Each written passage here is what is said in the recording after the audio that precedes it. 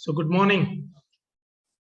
Hope you all are doing well, getting tuned with uh, the final year studies.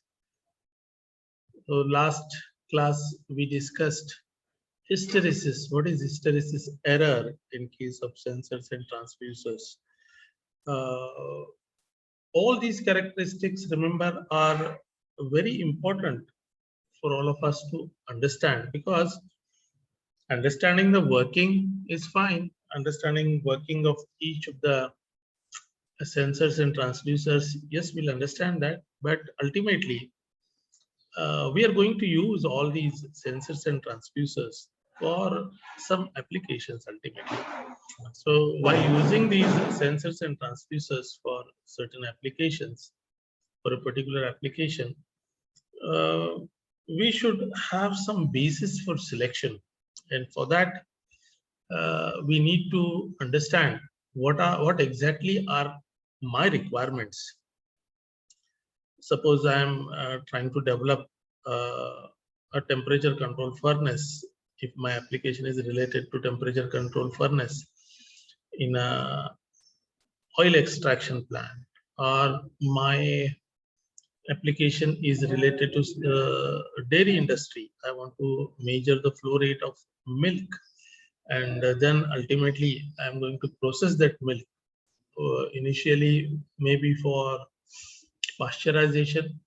Pasteurization सगळ्यांना माहिती आहे, heating the milk up to 80 degrees Celsius and gradually cooling it so that all the bacteria are killed and the milk becomes healthy for application. So that is the initial phase.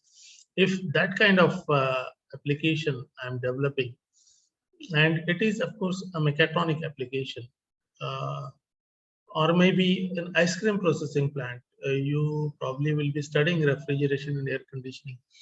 There also I might need selection of some of the sensors and transducers. So like that, for many of the process industries, I might require selection of certain sensors and transducers. In some automation industry, if we're getting into a manufacturing industry and I want to develop a conveyor, and I want to have a robotically controlled, robotically fed conveyor system, or I want to develop some material handling device, which is also a mechatronic device.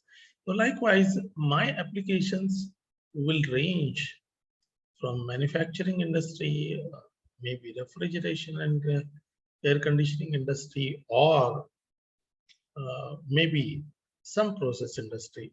And process industry, when I say, it has got a broad spectrum, like food processing industry, cement industry, oil industry, and you just name it. You have many pharmaceutical industries wherein I might need selection of certain sensors and transducers. And from that point of view, we are spending little more time on understanding various performance specifications of the sensors and transducers, because just selection, just implementation of sensors and transducers is one part. To make that working is one part, but how accurately I want to maintain that parameter, what kind of repeatability I want to have in my mechatronic device, all those influence my selection, as I told you in the earlier class as well. And that's why we are spending a little more time on understanding various performance specifications of sensors and transducers. And that, as I told you earlier, we have static performance and we have dynamic performance characteristics. Presently, we are studying the static performance characteristics, and then we'll see some of the dynamic performance characteristics as well. So last class we had seen hysteresis error, which occurs because of maybe instrument inertia, because of the stray magnetizing current. There are many reasons for those hysteresis error, or maybe sticking friction if it is a mechanical device. So likewise, many reasons are there for hysteresis error. Today we are going to see the non-linearity that is observed in sensors and in plain words. Someone's mic is on, please put it off. Uh, Participants, students, someone's mic is on, please put it off so that others will not be disturbed. Yes. Okay. So non-linearity is also one of the important static performance characteristics that we should focus on. In simple words, non-linearity means non-proportionality. I call a parameter to be linear or which follows equation of a straight line when I see that the parameters involved are proportional. Similarly, in case of sensors and transducers as well. By now we have understood what the transducers do. What the transducers do, they receive the input or measurement in one form and it tries to convert it into some other convenient form. Now this transduction or transformation, when it is occurring in a proportional way, what do you mean by that? Suppose I have a thermocouple. It is receiving some temperature signal as the input and it is converting it into thermoelectric EMF or thermo EMF, some voltage. Now, when I got 1 unit of input or maybe 1 degree Celsius rise in temperature, which is the input parameter, and if my thermocouple or temperature transducer is giving me maybe 10 millivolt of output, and if I increase the input to maybe 2 degrees Celsius, what I expect my thermocouple to give the reading? Are you attentive? 1 degree Celsius corresponds to 10 millivolt as the output. When I give 2 degree Celsius as the input, ideally I expect proportionate output. What it could be? Maybe 20 millivolts. So what is the ratio I'm maintaining? 10 millivolt per degree Celsius increase. So output per unit change in input, isn't it? So 10 millivolt I am getting corresponding to 1 degree rise in temperature. So corresponding to 2 degree, looking at the same sensitivity level, 2 degree into 10. So I am expecting 20 millivolt corresponding to 2 degree. Similarly, for 5 degree, 5 into 10 millivolt per degree Celsius is my sensitivity factor. So 50 millivolt. Corresponding to 10 degrees Celsius, I'm expecting 100 millivolt. Now this is a proportional relationship that I'm expecting. But practically, these outputs might not be proportional. So up to certain range of values of input, my transducer will tend to give me proportionate output or linear output. Now if I plot these values of temperature on x-axis and output voltage, millivoltage on y-axis, what I'll be getting for the earlier case, 1 degree Celsius, 10 millivolt, 2 degrees Celsius, 20 millivolt, 3 degrees Celsius, 30 millivolt, 5 degrees Celsius, 50 millivolt, 10 degrees Celsius, 100 millivolt. If I join all these points, I'll be getting a straight line, meaning that there is a proportional relationship between my input parameter and the output parameter. So this is a linear relationship I'm expecting, but practically, as I told you, for various reasons, maybe up to 100 degrees Celsius, I might get proportionate output voltages, but thereafter, I might get a non-linear relationship. So let us go ahead. At 110 degrees Celsius, I might get 11 millivolt, isn't it? I expect 11 millivolt, but my transducer might give me 15 millivolt, 12 millivolt, or maybe 105 millivolt, right? So my linearity is lost, my proportionality is lost. So likewise, after certain value of input, the transducer or the sensor tends to be non-linear, right? Let us take one more simple example. Suppose I have got a spring scale. Spring scale म्हणजे काय? आपण आता रद्दी वगैरे विकताना तो spring scale वाला असतो, किंवा गाद्या रिपेअर करताना गाद्यातला कॉटन मेजर करण्यासाठी स्प्रिंग स्केल आपण बघतो. हँडल स्प्रिंग स्केल, और कुठेतरी आपण कॅन्टिलिव्हर बीमला अडकवतो स्प्रिंग स्केल, आणि त्याच्या हुकला बिनीथ द स्प्रिंग एक हुक असतं, आणि त्या हुकला मी माझा लोड लावतो, right? So actually what is happening after application of load, the spring is elongating, isn't it? So that elongation is nothing but displacement of the spring, right? Now applied load or applied force up to certain limit will be proportional to x, or x that I'll be getting when I pull that spring will be proportional to applied force F up to certain value of load. म्हणजे काय? If I plot once again on x-axis, I plot applied load 10 kg, 20 kg, 50 kg, 100 kg. X-axis were plot केलं, आणि y-axis वर मी displacement plot केलं. Let us take a simple case corresponding to 1 kg. Suppose I'm getting 10 millimeter of displacement. Okay.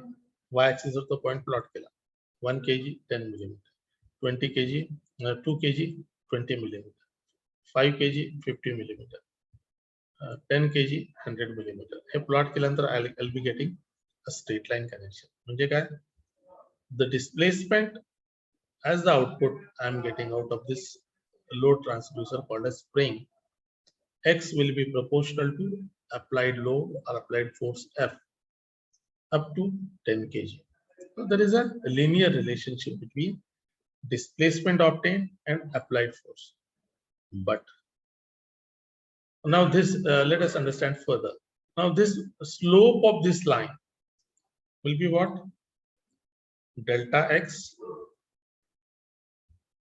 at a particular point. If I pick up one point, तिथून मी एक y-axis ला parallel line काढली, x-axis like parallel line काढली. I try to find out the slope of this line of proportionality between x and f. Y-axis ला काय? त्या triangle मध्ये delta x, आणि x-axis ला काय? Delta f. Small change in f and small change in x. Now this small change in f upon small change in x, delta f upon delta x, if I take, that is equal to k. That constant of proportionality k is called as stiffness of the spring. So stiffness of the spring decides to what extent the linearity will be maintained, right? इथं मी stiffness constant राहतो असं presume केलं. If the stiffness itself, stiffness म्हणजे काय? Now you are all students of mechanical engineering, you are into final year, you studied strength of materials, isn't it? The stiffness K will be dependent upon काय G, rigidity आहे, बरेच factor आहेत त्यात. Spring मटेरियलची rigidity पण आहे, right? So length of the spring पण त्यात आहे, diameter of the coil of the spring पण त्यात आहे. So all these factors decide the stiffness K. Now stiffness K also beyond certain load limit, force limit, it tends to vary.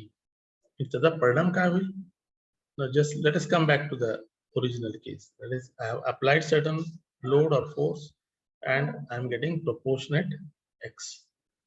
Beyond certain limit, काय होणार ते? When the spring material reaches yield point, काय होईल? The spring material start yielding. And stress strain curve जर आपण काढली त्या material, it start yielding. मग काय होईल त्यानंतर? My displacement or deflection will not remain proportional to applied force. मग काय होईल? There will be, आतापर्यंत काय होतं? इलास्टिक डिफॉर्मेशन होतं, इलास्टिक डिफॉर्मेशन. त्यानंतर काय होईल? After yield point, there will be some plastic deformation. And we will this proportionality between f and x will not remain further. The straight line after yield point it will start drooping. Stress strain curve कुठल्याही मटेरियलचे कसे होते yield point नंतर starts drooping, and at one point तुमचा breaking of the material, okay, it fails, the material fails, there is no more deflection. सांगायचा मुद्दा काय? What is the point that I'm trying to stress here? So beyond certain load limit, the spring tends to become non-linear. Yet the deflection the spring was giving up to yield point within the elastic limit, it was proportional to applied force, and thereafter it becomes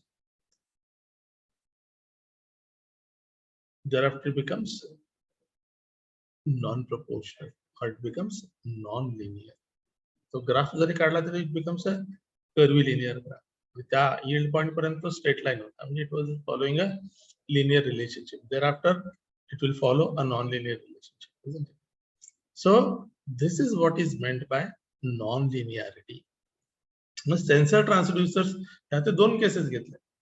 It might happen to any type of sensor and transducer. After a certain level of input parameter, there will be proportional output the sensor transducer gives, and beyond that limit, it will become non-linear. आपण पुढे एक case बघणार आहोत, linear variable differential transformer. While studying different types of transducers, that is a mutual inductance type transducer. There also, in in the inductive transducer, because of stray magnetizing currents, I get linear relationship up to certain value, and beyond that I'll get non-linear value. म्हणजेच काय? This non-linearity might happen in any of the sensor transducers. मग ह्याचा उपयोग काय? कसं होणार आहे when I am going to use these transducers for my particular mechatronic application, and if I have got a controller which can process only linear signals, तर the non-linearity जर आली transducer कडनं, तर my controller will not be able to process that signal appropriately, isn't it? Of course, there are versatile processors which can process non-linearities even, but we need to modify my controller to cater to these non-linearities. But even for design of such controllers, I need to know how much is the non-linearity, after what value the transducer tends to give me non-linear observations or non-linear readings. And from that point of view, understanding non-linearity in sensors and transducers is equally important. So let us quickly see. The non-linearity indicates the maximum deviation of the actual measured value of the sensor from the ideal value. Ideal value म्हणजे straight line or बसणारी value. Proportionality line were बसणारी value, that is my ideal value. त्यापासून किती deviate होते? That will define the amount of non-linearity. Linearity is often specified in terms of percentage of non-linearity. Right? जसं मी accuracyच्या बाबतीत बोललो. 1% accurate, plus or minus 1% accurate. याचा अर्थ plus or minus 1% accuracy नाही आहे. Plus or minus 1% of the full scale value will be the non-accuracy किंवा inaccuracy, isn't it? 1% plus or minus 1% of accuracy of full scale value is the amount of inaccuracy. तसंच linearity जेव्हा मी म्हणतो linearity of my sensor transducer, if I say it to be plus or minus 2%, असं linearity म्हणतात. याचा अर्थ linearity will not be 2%. Amount of non-linearity in percentage terms of full scale deflection will be 2%, plus or minus 2%, right? Okay, so linearity percentage is equal to maximum deviation input divided by maximum full scale input into 100, gives me percentage non-linearity. The static non-linearity is dependent upon environmental factors, including temperature, vibrations, acoustic noise level, and humidity. These are the factors which govern the linearity parameter. So your linearity is adversely affected because of environmental factors. Let us move further. Let us go to the next parameter for the performance specification, that is dead zone, dead band, or dead time. Now, what is meant by dead band or dead zone in case of a sensor? Dead band or dead zone or dead space of a transducer is the range of input values for which there is no output. बऱ्याच वेळा आपण बघतो for a temperature measuring device, temperature वाढायला आहे, but my temperature measuring device is not showing any of the output. बरोबर? So when the instrument or the sensor transducer starts showing me some output, input already देणं सुरू केलं आहे.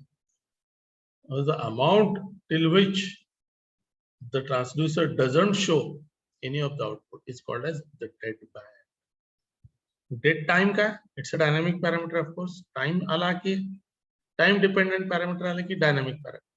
Dead time of a sensor device is the time duration from the application of an input until the output begins to respond or change. Mug dead time काय झाला? मगाशी dead band सांगितलं. Dead band म्हणजे काय? Dead zone, dead band. The amount of input, the magnitude of input, minimum input that is required, so that sensor or transducers will start giving me some output. त्या value नंतर जसं आपण inertia म्हणतो, जोर लावला लावला हालतच नाही लो, thereafter it will start moving, isn't it? A similar example. तसंच instrument च्या बाबतीत whatever transducer I am using, maybe pressure transducer, minimum 0.5 bar दिल्याशिवाय the pointer does not move or the output does not show any reading. That is my dead band. And dead time is the amount of time that is taken by the instrument to start showing some output. That is the dead time. And finally, we'll see these were mainly the static performance characteristics. We'll study few of the dynamic performance characteristics as well. Dynamic performance characteristics are response time, which we'll be studying briefly here. Then speed of response is also one of the dynamic performance characteristics, though I have not mentioned it here. The speed of response is one such dynamic performance characteristic. Then fidelity. Fidelity म्हणजे काय? Vividness. आपण ऐकला असेल हा शब्द. आता wifi हा शब्द वापरतो. वायरलेस फिडेलिटी म्हणजे काय? वायरलेस जे काही माझं connection, it is having hi Fidelity म्हणजे काय? हाय विविडनेस. त्यात डिस्टॉर्शन होत नाही. म्हणजे जे काही सिग्नल माझा ट्रान्समीटर पाठवतोय and my receiver is receiving, there will not be much of distraction or distortion in the input parameter. So then only I can say that this device is high fidelity device. तसंच पूर्वीच्या musical instruments मध्ये wifi म्हणत, sorry hi-fi म्हणत होते. Hi-fi instrument, ठीक आहे. हाय Fidelity. हाय Fidelity म्हणजे काय? हाय विविडनेस. पूर्वीचे जर तुम्ही कॅसेट प्लेयर्स ऐकत असाल किंवा ऐकला असाल किंवा सीडी प्लेयर्स ऐकला असाल किंवा जुन्या गायकांची गाणी जर ऐकली असेल, in some of the cases you'll find that why old even today, if my microphone is not having high fidelity, माझा आवाज प्रत्यक्षात जो मी ऐकतो, the same voice when it goes through my microphone, it changes. म्हणजे त्यातला हुबेहूबपणा, right? मी जो without mic बोलतोय आणि I am speaking through a microphone, तो जेव्हा मी ऐकतो, if there is not much of a difference, I call it as high fidelity microphone. पण आपण बघतो की माइक मधून एखादाच आवाज दुसरा येतो, ओरिजिनली बोलताना दुसरा येतो. अर्थात one can use it to his advantage. मग त्यात बास चेंज केला, ट्रेबल चेंज केला तर तो आवाज पर्टिक्युलर वेगळा वाटू शकेल. So that sound processing is also done for good use also. The point I am trying to tell you is that fidelity corresponds to vividity. म्हणजे लता मंगेशकरचा ओरिजिनल आवाज विदाउट माइक ऐकल्यानंतर आणि लता मंगेशकरचा मायक्रोफोन मधून आलेला आवाज A microphone is a transducer, isn't it? It is converting the sound signal into electrical signal, isn't it? त्यातनं आल्यानंतर there will not be much of distortion. बऱ्याचशा आजकालच्या पण इन्स्ट्रुमेंट मध्ये आपण बघतो they check for fidelity level. हाय फिडॅलिटी असलेले instrument आपण किंवा ट्रान्सड्युसर्स आपण वापरतो. आलं लक्षात? What do you mean by fidelity? Vividity, हुबेहूबपणा. There should not be any distortion in the original signal. So that is also one of the important characteristic related to sensors transducers. म्हणजे transducer while converting signal in one form into some other convenient form करताना there should not be distortion of the original signal. So that is also very important. It is one of the important dynamic performance characteristics. Now coming to response time. Let us take the case, simple case, understand करायच्या दृष्टीने. Let us say I have a temperature bath. भांड्यात मी पाणी उकळतोय आणि त्यात मी let us say liquid in glass thermometer आहे, mercury in glass tube thermometer आहे. That is a just to understand. There are very sophisticated temperature sensors nowadays. For understanding the response time concept, let us take the case of a liquid bath. आणि तापवतोय मी, it is boiling. आणि मग I have what is the present, माझ्या हातात thermometer पकडला. What will be the temperature of the thermometer glass किंवा त्या मर्क्युरीचं सध्याचं temperature किती असेल, मी हातात धरलं. जे काही माझं एन्व्हायरमेंटल टेम्परेचर असेल, maybe 35 degrees Celsius is the present temperature of my thermometer. आणि what is the boiling point of water? 100 degrees Celsius. Now I am trying to immerse this thermometer into that temperature bath. म्हणजे काय? To what input I am subjecting my thermometer to? Present temperature of the thermometer is 35 degrees Celsius. I am subjecting the thermometer to the temperature of 100 degrees Celsius. Thermometer La effectively किती input देतो मी? So 100 minus 35. 65 degree Celsius चा input मी देतो. Right? म्हणजे मी instantaneously immerse केला. म्हणजे at zero time it is at 35 degrees Celsius. And for time t greater than 0, suddenly me immerse केला. I am subjecting this thermometer to an input of 65 degrees Celsius. And effectively मला temperature किती अपेक्षित आहे? 100 degrees Celsius. कारण original temperature is 35 degrees Celsius. Now मी ही जे काही input 65 degrees Celsius ची दिली थर्मोमीटरला, that is called as step type of input given to the thermometer. Step input of 65 degrees Celsius is given to this thermometer. म्हणजे mathematically कसं define करतो मी? Step input, let us से theta I is equal to 0 at time t less than 0. Okay.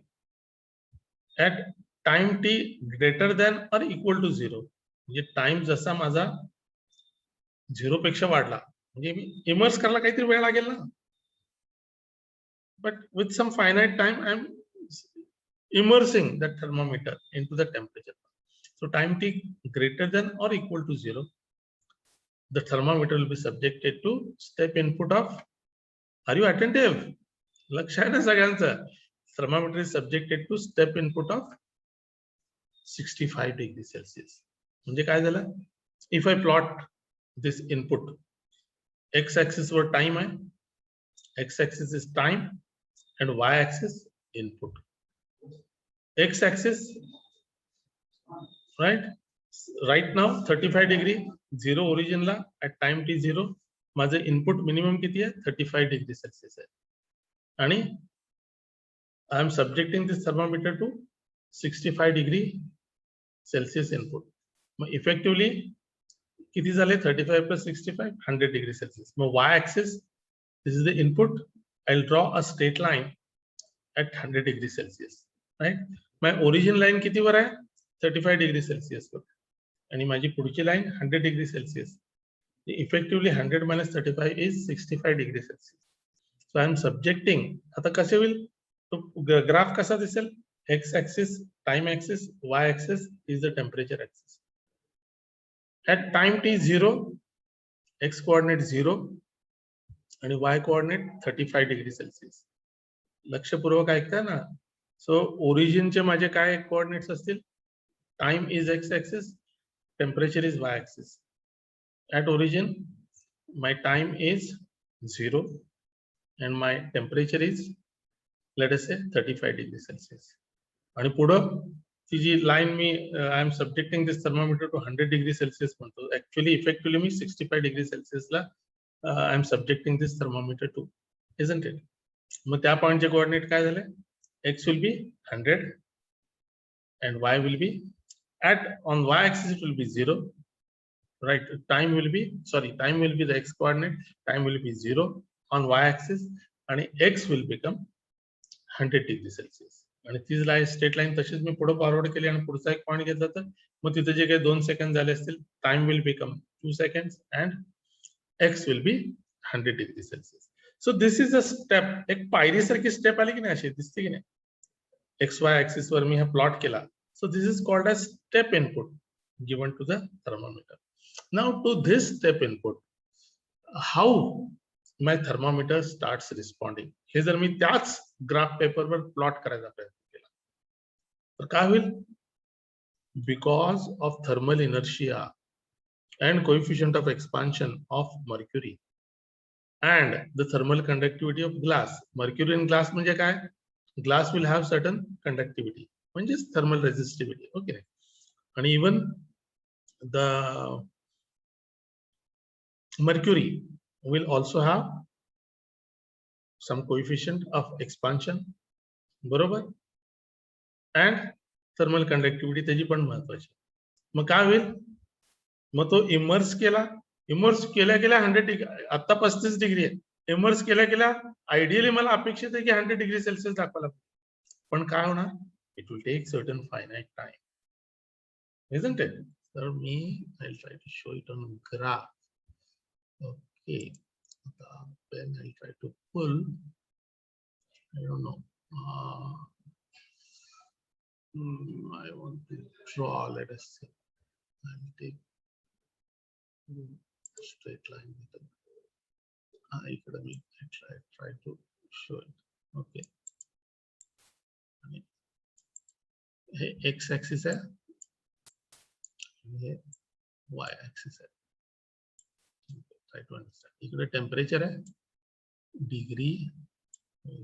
Degree Celsius curve वापरायला पाहिजे. Let us draw it to be, understand this is to be temperature. Okay, मला वेळ लागला आहे. आणि इकडे हा टाइम आहे, this is temperature in degree Celsius. मग स्टेप इनपुट कसा दिसतो? असा स्टेप इनपुट आहे. आणि माझा इन्स्ट्रुमेंट कसं रिस्पॉन्ड करणार? जसा टाइम वाढेल तसं slowly it will start showing की द रीडिंग, म्हणजे it will be taking certain finite time. आता 35 डिग्रीला आहे, मला पुन्हा ड्रॉ करता येते. 35 डिग्रीला इट इज 100 डिग्री सेल्सिअस.